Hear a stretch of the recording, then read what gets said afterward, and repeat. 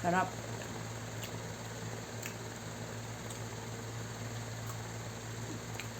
Ang sarap.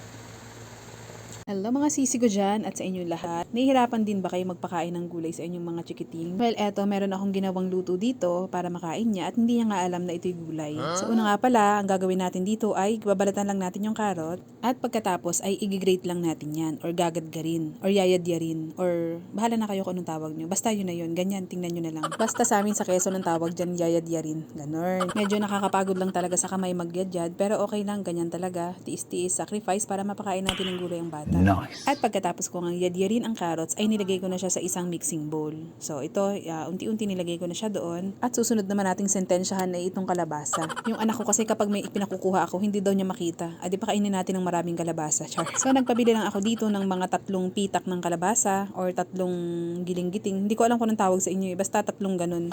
At sa tigas nga niyan, para na ako nagsisibak ng kahoy. Hindi ko alam kung bakit, matalas naman yung kutsilyo ko. O talagang matigas lang talaga yung laman ng kalabasa. GG na ako sa pagbabalat nito eh.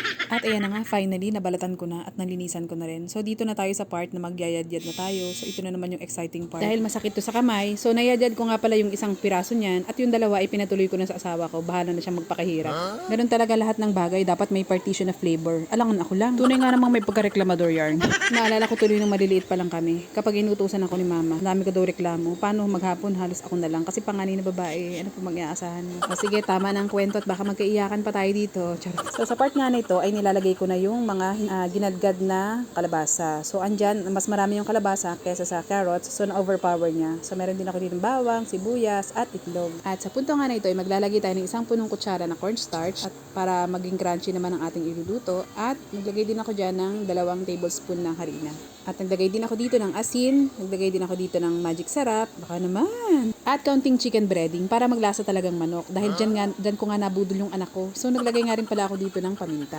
At hinalo-halo ko na nga yan. At medyo nahirapan nga ako paghalo. So na-realize ko, kailangan ko pala ditong kamayin. So dito nga pala, syempre gumamit tayo dito ng plastic dahil wala tayong gloves. No. Aba, mahirap na. Baka mabash tayo ng mga insa natin dyan. Heh. So ito na nga palang itsura niya pagkatapos natin i-mix ang ating mga ingredients. At ready for frying na nga ito. So nagpainit lang ako ng mantika sa kawali. At ito nga pala inunid ng i-form kagaya ng mga typical na chicken nuggets. No? So ito nga pala ay ginamitan ko lang ng 2 kutsara. So yung isa medyo malalim para naman dun ko na siya i-form at diretso na ngayon sa kawali. So wag kayong mag-alala dahil ginamitan naman natin ito ng binder, yung egg tsaka yung flour. Kaya talaga hindi naman yan mag-iwalay pagdating sa kawali. Mahal nila isa't isa, char.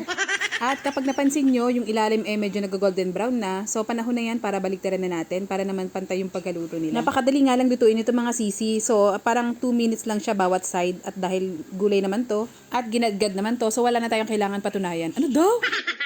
At naluto na nga ang first batch. So dito na tayo sa second batch. Kung papansin niyo, para siyang oatmeal cookie, di ba? Or little maruya, ganun. At ito nga pala yung third batch ng pagpiprito ko. At meron nga pala ako ditong bangus na daing. Ito ay nabili namin sa labas na nakadaing na, nakababad na. Kung kaya naman medyo mahal mang... Ay nako, nabulol naman. Sana all mahal. Ang ibig ko lang naman sabihin dyan ay nabili namin to sa labas ng nakadaing na at nakababad na. Kaya hindi na namin nilinisan. Kaya siguro ganun kamahal. Yun ay paliwanag din ng tama. Tumama din. Lagi na lang sablay. Pag nga naman voice over, oo. At ayan na nga, luto na. So naghanda na rin tayo dyan ng pangmalakasang sausawan. Kaya ano pang nintay natin? Tara na, magpakabusog na tayo.